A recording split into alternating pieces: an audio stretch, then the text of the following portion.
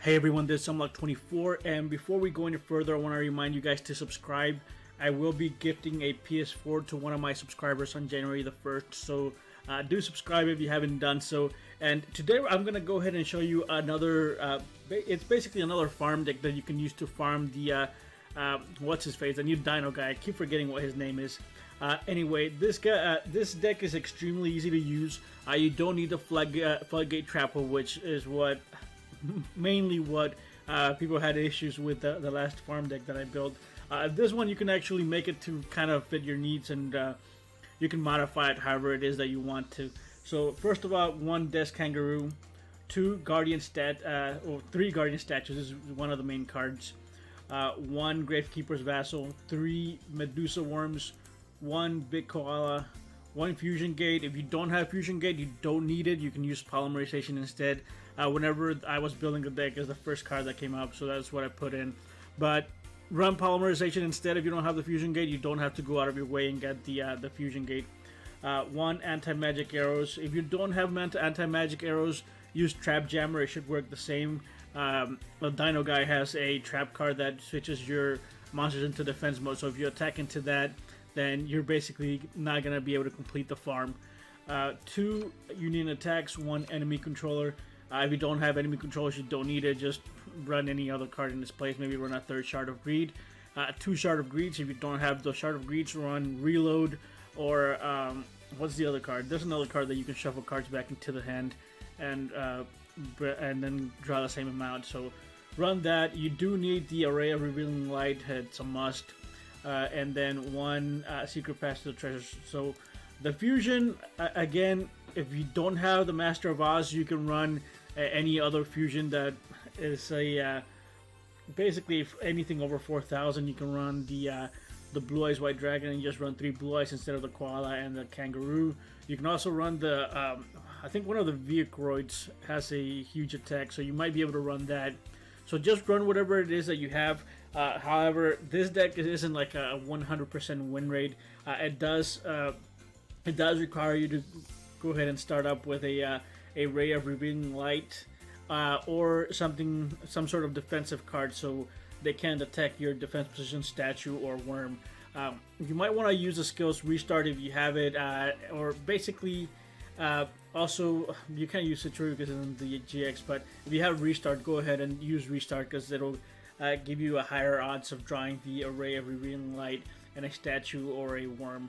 And the way that you use it, it's extremely easy and straightforward. You set the statues and the worm, and then activate the Array of Revealing Light. If you don't know what it does, you declare 1 type of monster. Any monster of the declared type cannot declare an attack during the turn that it is normal summon, flip summon, or special summon. So you declare dinosaurs, and he basically can attack the first turn. And then whenever after he's summoned a monster, you just activate the effect of the statue or the worm, and then bounce everything back. So I do have a replay, so let me go ahead and show you.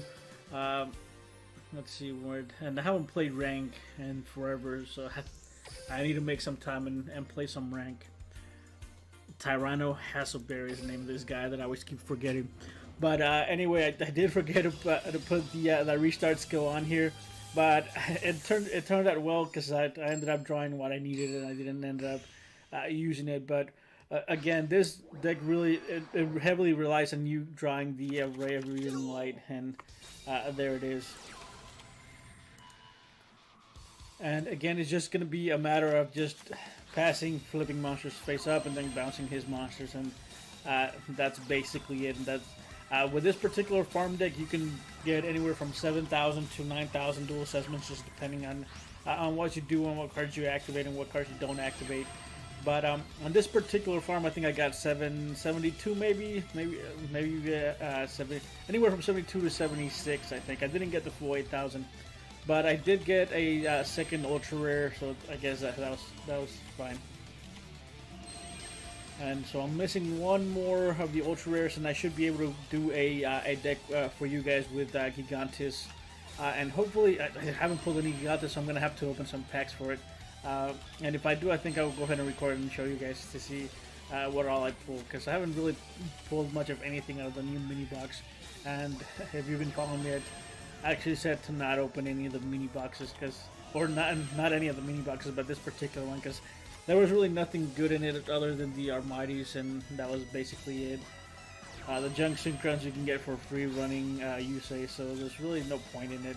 And the fact that they made him an ultra is kind of, I think it was kind of, well, it wasn't a bad decision on their part because that's how they're making their money.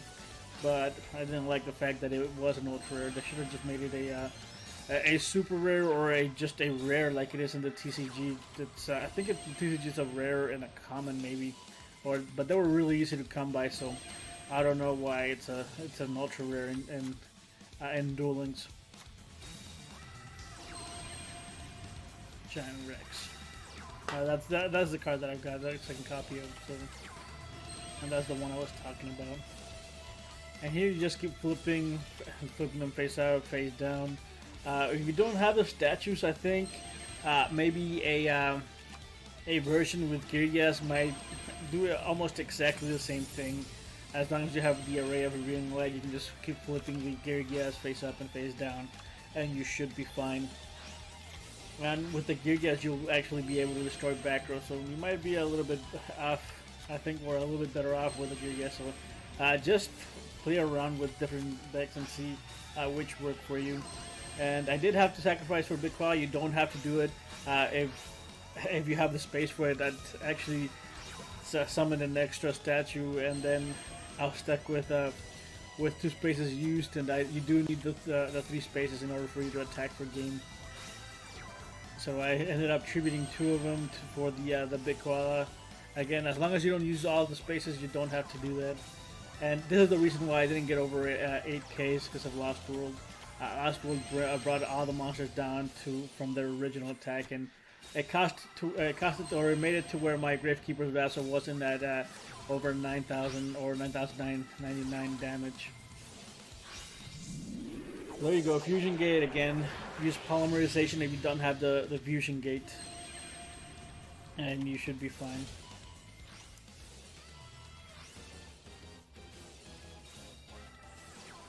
Anti-magic arrows, and then just attack for a game, which I attacked for 8,200, so I got 70-something dual assessments. But there you go. Here's a deck that you can use if you don't have the trap holes. And that's basically it. Again, I do want to remind you that if you haven't subscribed, go ahead and do so. Again, I'm trying to reach, I was trying to reach at least 5,000 subscribers, but it doesn't look like that's going to happen. And again, I will be gifting one of my subscribers a PS4 on January 1st. So if you do subscribe, check back on January 1st to see who's going to get it. And if he doesn't claim it within 3 days, I'll go ahead and give it or gift it to someone else. It's not a giveaway. I don't want to call it a giveaway because then I'll have to go into a ton of legal stuff, and I don't want to do that. So it's just going to be a gift to one of my subscribers that I will choose. Not a giveaway. Anyway, that's going to be it for today. If you have any questions or comments, go ahead and leave them in the comment section below. If you enjoyed this video, go ahead and leave a like. And again, if you are enjoying my content, do subscribe, and I'll see you guys next time.